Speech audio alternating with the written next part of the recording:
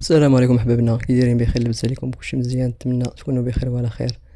فيديو جديد ان شاء الله. طاجين بالغلمي مع الزبيب والبرقوق والبيض.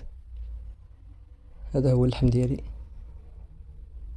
البصله نقطعها دواور كيف ما كتلاحظوا بهذا الشكل.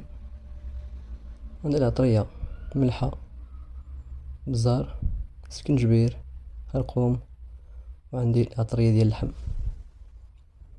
الطاجين يسخن شويه، ندير البصله كيف ما كتشاهدوا، نديرو شويه ديال الزيت البلديه ونديرو اللحيمات ديالنا باش يتقلاو. من بعد ندير العطريه ديالي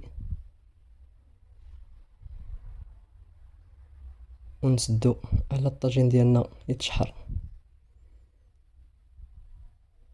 بعد ما سدينا عليه تشحر غنقلبو اللحيمات كيف ما كتلاحظوا مع العطريه باش تخليه العطريه مزيان مع البصله واللحم. الطاجين صراحه جا رائع، جا بنين وحلبنا فيه ما يمكنش.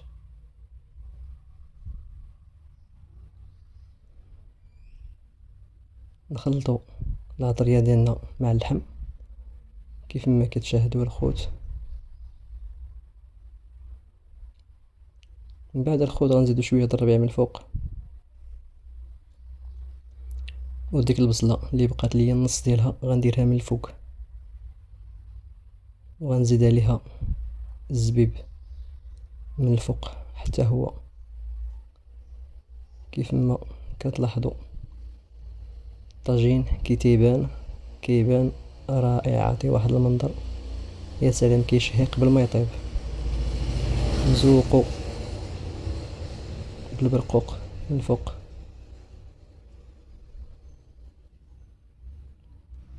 شويه د الربيع من الفوق. تحياتي لكم، نسدو على الطاجين ديالنا. هذا هو الطاجين ديالي بعد ما طاب. نتمنى يعجبكم الخوت، وما تنساوش تدعمونا باللي لايك ديالكم والتعليق ديالكم. وشكرا لكم الخوت. فيديو جديد ان شاء الله، تمنوا تجربوا هذا الطاجين. هذا راه جا رائع، بنين بزاف بزاف بزاف. تحياتي لكم الخوت، احبكم. بسلامه.